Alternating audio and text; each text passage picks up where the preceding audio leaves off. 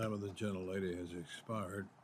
I mentioned in my opening statement that we had learned in recent months that, contrary to your earlier statement in which you suggested that you had cut off all contact with Epstein in '05, you and your family had in fact had lunch with Mr. Epstein on a boat during a trip to his private island in 2012 and exchanged business emails with him as recently as 2018.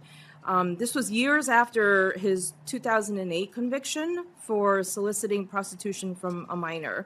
I just wanted to ask, why did you publicly claim following your nomination that you were never in a room with him after 2005? So I voluntarily agreed in less than 2 weeks to sit with your colleagues in the House and answer any and all questions on this topic. I have nothing to hide, and I am glad to answer their questions.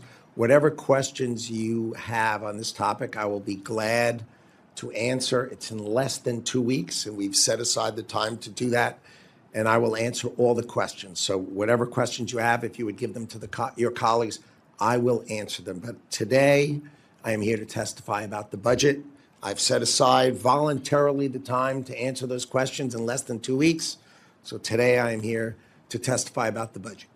I am here to testify about the budget, but I have set aside voluntarily the time to answer these questions. And as you correctly have said, I have nothing to hide. Our American public deserves honesty and accountability from those of us who have the privilege of holding public office. This is a budget hearing, but it's also about our American taxpayers' money. The survivors of Epstein and his associates' horrific crimes deserve so much better from this government. President Trump directed you, in coordination with the Secretary of State and Homeland, to establish a gold card visa program. As you know, people who are able to pay at least $1 million into Commerce's gift account are eligible for permanent legal residence and potentially citizenship.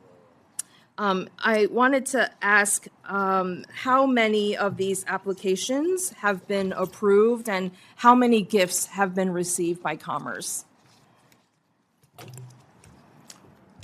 The process was recently resolved with DHS, who runs the program, and they do a $15,000, the most serious vetting and analysis of any potential applicant in the history of government. Usually it was $600. These pay $15,000 for an extraordinary vet. So they have approved recently one person, and there are hundreds in the queue that they are going through the process. But this is a new program, and they've just set it up, and they wanted to make sure they did it perfectly. The American people wants to know, why did you lie about your relationship with Epstein? House Oversight Committee and I have agreed. We will the spend the time reclaiming together. my time. I do not accept that answer. We've heard that one. We are our own committee. We have our own reason to test your credibility and veracity. Please answer the question. Why did you lie to the Post? I have voluntarily agreed to spend the time and talk about it. I reclaim the time. Let the record reflect you're dodging the question. The cover-up continues. You know what? In your conversations with the president, is the president concerned about your continued relationship that you had with Mr. Epstein as recently as 2018? I'm not going to discuss conversations I have with the president. That is not something I'm going to do. If you remember in that interview, you said you would never be in the room with him socially, for business, or even philanthropy. President Trump has just fired 3 cabinet secretaries, 3 women, Kristi Noem, Pam Bondi, Lori Chavez-DeRemer. If President Trump has even a shred of concern about accountability for Jeffrey Epstein's enablers, he would fire you too. Beyond AdFin, what other financial ties do you have to Jeffrey Epstein?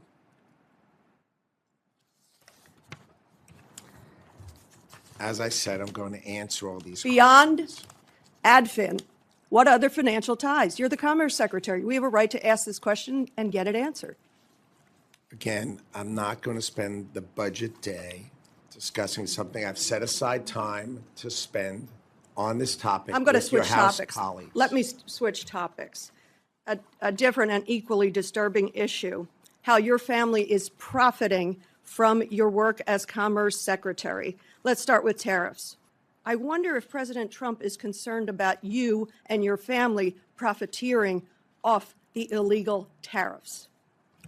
You know that that is false. Here's reporting. I'd like to put it in the record. Howard Lutnick's old firm did not, in fact, profit from Supreme Court tariff ruling.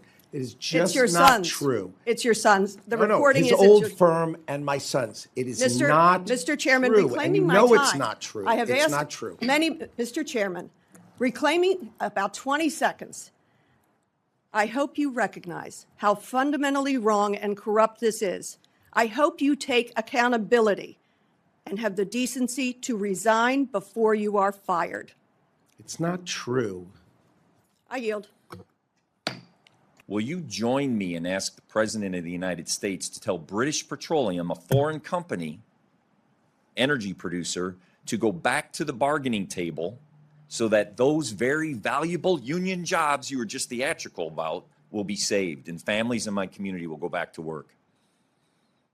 I didn't mean to be theatrical. Don't laugh. There's nothing funny about it. Don't laugh at my situation about a thousand families out of work. That's not right, and Okay, that's not fair. okay, I'm just putting in I things in said perspective. your comment of theatrical, I had not intended. But when we're talking about union jobs, I have been very clear.